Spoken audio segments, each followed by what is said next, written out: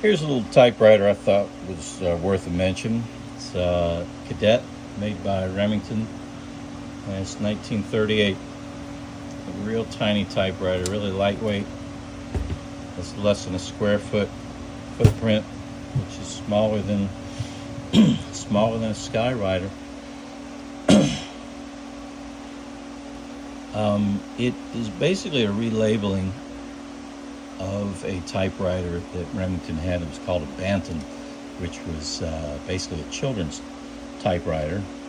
And the only difference I know about was that the keys were brightly color coded, different colors to teach where to, what rows, which fingers to use, and all that sort of deal. This typewriter is really scaled down, really pared down. There is no apostrophe key and no quotation mark. So hopefully no characters that you're going to write about get too passionate or possessive. But also there's no return lever on this typewriter. You just kind of do it by hand, just this kind of little resin Bakelite type line advance knobs here. So no return lever and no line advance even. So you get to the end of the page, you got to bring it back and do the line advance yourself. So I don't know, I guess you could use this hand and kind of do it all at once or whatever. It's really light. That's the biggest thing about a lightweight computer like this. Computer as far as I'm concerned. A lightweight typewriter is that, you know, you hit the carriage and the whole thing flies across the room.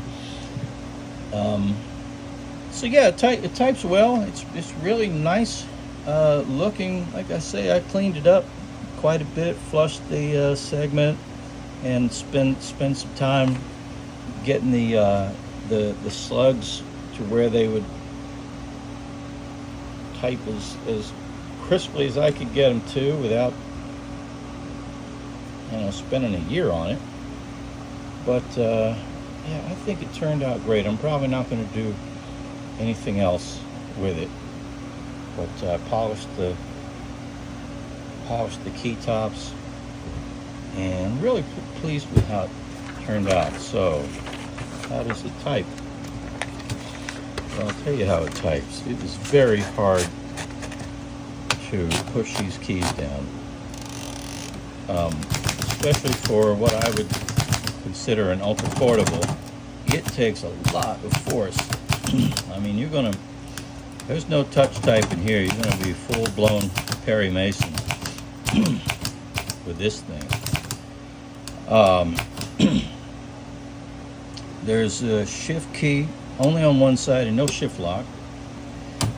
But this carriage shift, even to have the smaller platen, is it's a lot. It takes a lot more effort than you would think it would. So you're not going to do any real writing on this, but you know, it's nice. It would look good on a desk in someone's office, you know, because it's so small. It could go anywhere and be a great conversation piece. And so there it is. It screams to have poetry written on it. You know, just some street poetry to be written. As long as none of your characters get too passionate or too possessive, then you're pretty much out of luck.